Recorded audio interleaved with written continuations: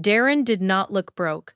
He had a clean pickup in the driveway, a new phone, a big TV, streaming apps for every mood, and furniture that made the apartment look finished. His paycheck was not tiny either.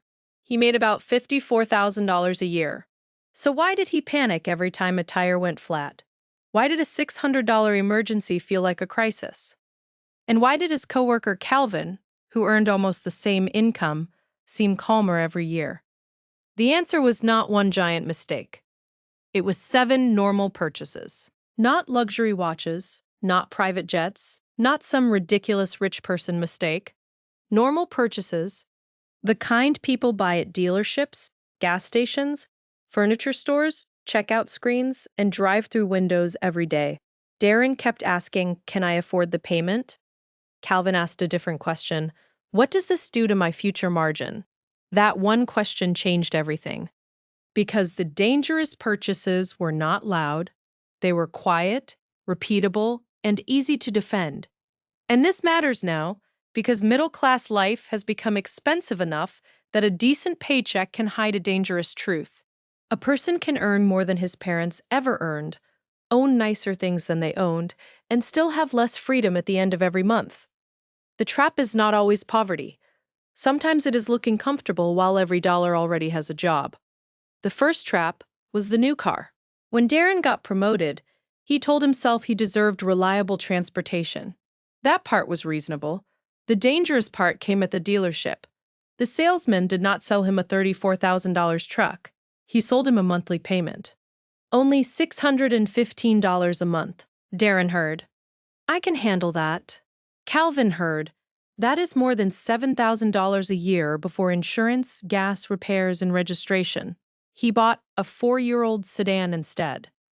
Not impressive, not exciting, but paid off in 2 years. Darren's truck looked like progress.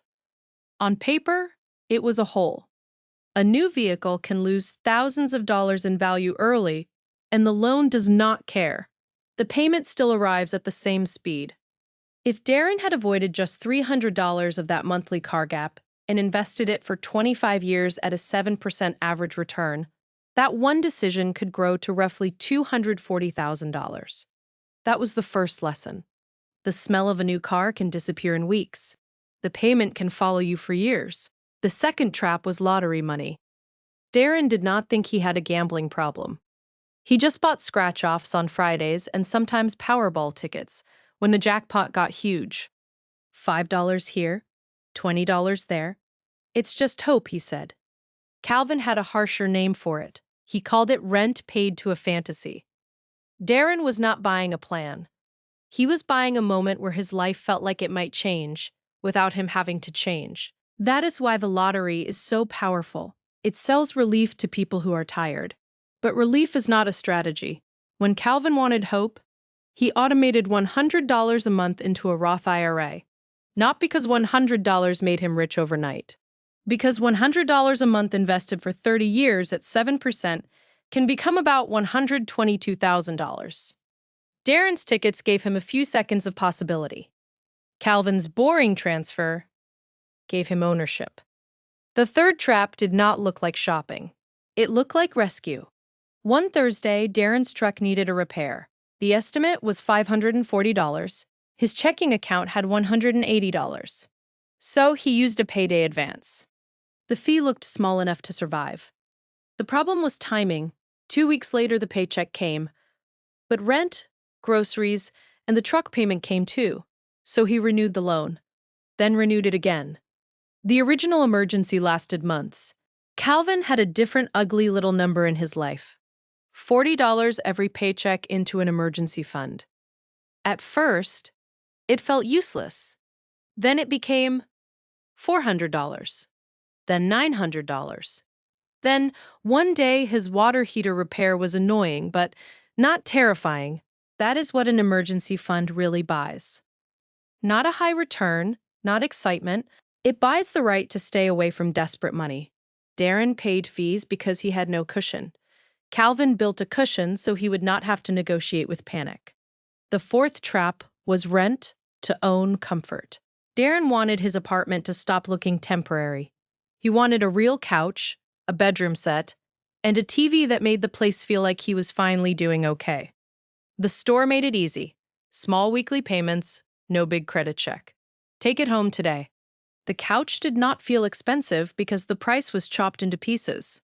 That was the trick. A $1,200 sofa can become almost $4,000 when the payment plan is stretched long enough. The store is not selling furniture. It is selling the illusion that the total cost does not matter. Calvin waited. He bought a used table, a used couch, and a repaired TV from a neighbor. None of it looked like a magazine. All of it was his. Darren's living room looked better for 6 months. Calvin's balance sheet looked better for years. The fifth trap was insurance on things that would not ruin him.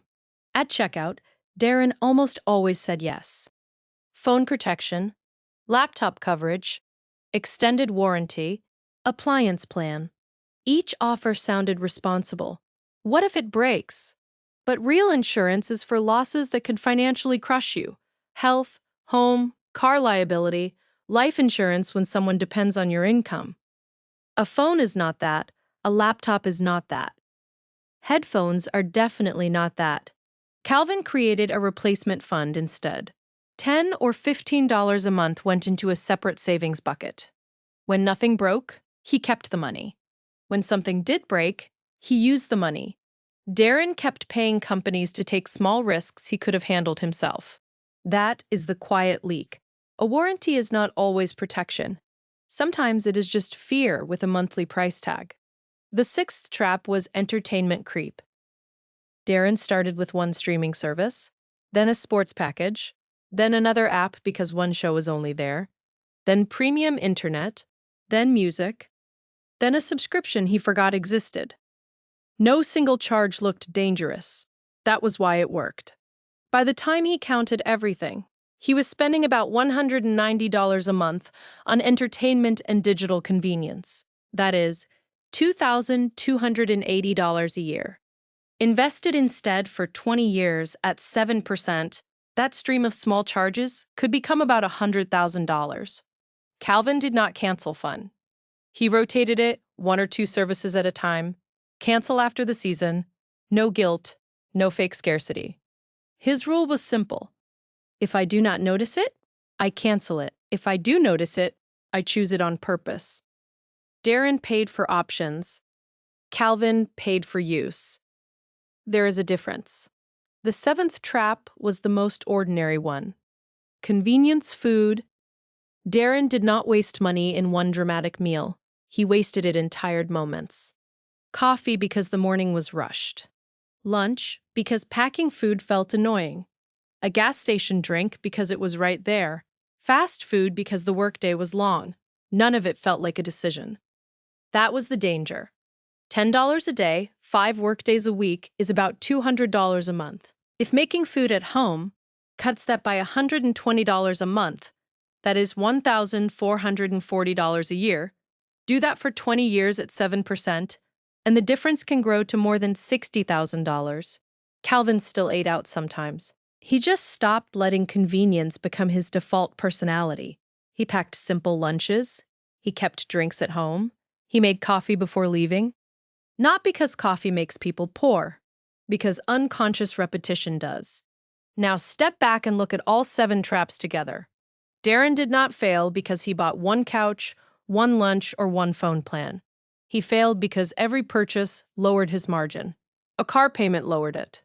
Lottery tickets lowered it. Payday fees destroyed it. Rent to own payments lowered it. Small warranties leaked it. Subscriptions absorbed it. Convenience food quietly drained it. Each one looked normal by itself. Together, they turned a decent income into a financial treadmill. That is why the real number is not the price of any single item.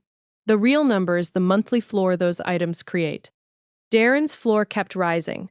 Before he made one free choice, money had already left for the truck, the furniture plan, the phone coverage, the subscriptions, the card balance, and the food habits he barely noticed. Calvin lowered his floor on purpose.